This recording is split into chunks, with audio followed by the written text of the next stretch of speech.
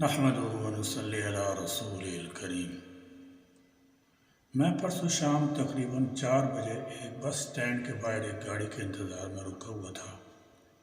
ادھر ادھر دیکھتے ہوئے مجھے سڑک سے گزرتے لوگ ایک طرف بغور دیکھتے ہوئے نظر آئے۔ میں نے اس طرف دیکھا تو کیا دیکھتا ہوں، 2 نوعمر خواتین جو کہ حلیے سے خانہ بدوش معلوم ہوتی تھیں، چلی آ رہی تھیں۔ یہ سب لوگ ان کو دیکھنے میں مصروف تھے کیونکہ ایک خاتون نے سر پر دوپٹہ نہیں لیا ہوا تھا۔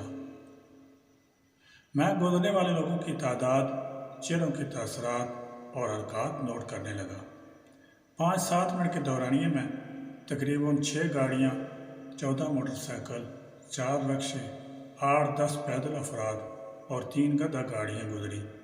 گزرنے والے حضرات مختلف عمر، طبقہ، پیشہ اور حلیے کے لوگ شامل تھے، جن میں شادی شدہ بھی ہوں گے، غیر شادی شدہ بھی، جوان بھی، سمجھدار بھی تھے، امیر بھی تھے، غریب بھی، الغرض ہر قسم کے لوگ تھے۔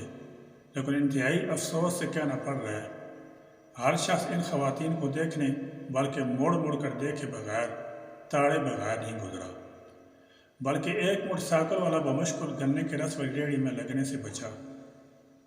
کیا آپ نے کبھی ہمارے معاشرے میں بڑھتی ہوئی بے راروی کی وجہ تلاش کرنے کی کوشش کی ہے؟ میں بتاتا ہوں، بنیادی وجہ بد نظری ہے۔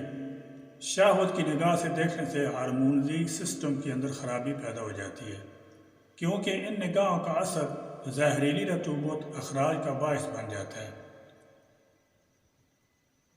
اور ہارمونی گلینڈ ایسی تیز اور خلاف جسم زہریلی رطوبتیں خارج کرتے ہیں جس سے تمام جسمانی نظام درہم برہم ہو جاتا ہے، جس کی وجہ سے اخلاقی پستی اور بے راروی عادت ثانیہ بن جاتی ہے، اور اس کا عادی شخص آہستہ آہستہ جنسی درندہ بن جاتا ہے، حرام خوری کا عادی بن جاتا ہے۔